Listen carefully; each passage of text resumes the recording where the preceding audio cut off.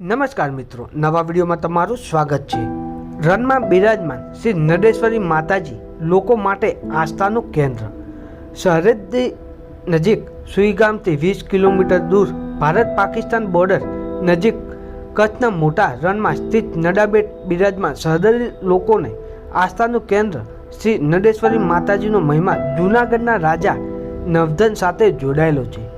1965 અને 1971ના ભારત પાકિસ્તાન યુદ્ધ વખતે ભારતીય સૈન્ય પર માતાજીની મદદ કરી દિશા સૂચક કર્યું હોવાનું પણ આજે પણ રણમાં ફરજ બજાવવા બીએસએફના જવાનો મદદ મળી રહેતી હોવાથી આસ્થા ધરાવે છે।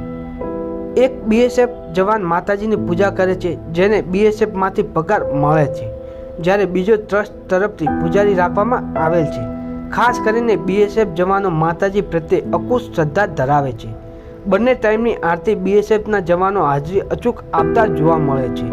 જ્યારે ક્રાંતિકારી સંત બાપુએ સમય સુઈગામ સરપંચ સ્વ ભાણાજી રાજપૂત અને બીજા આગેવાનના સાથે સહકારથી માતાજીની પ્રાણ પ્રતિષ્ઠા કરાતા છેલ્લા 40 વર્ષથી નડાબેટ રામનવમીના દિવસે ભવ્ય લોકમેળો ભરાય છે। ચારે બાજુ અપાટ રંગ હોવા છતાં નડાબેટમાં મીઠું પાણી નીકળે છે। નવરાત્રિમાં 9 દિવસ માતાજીનું અનુષ્ઠા હવન અને વિશેષ પૂજા કરવામાં આવે છે। આ છે નડાબેટ અનેરો ઇતિહાસ। કહેવાય છે કે અહીં જે રણ દેખાય છે ત્યાં પહેલાં ઇલ્લોલ દેતો દરિયો હતો।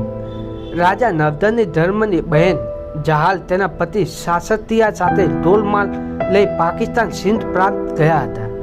જ્યારે જહાલ રૂપ પર મોહિની થઈ સિંધના રાજા અમીર સુમરાએ તેને કેદ કરી નાખી। જહાલની ચિઠ્ઠી લઈ સાંસરિયા રાજા નવધને મળે છે।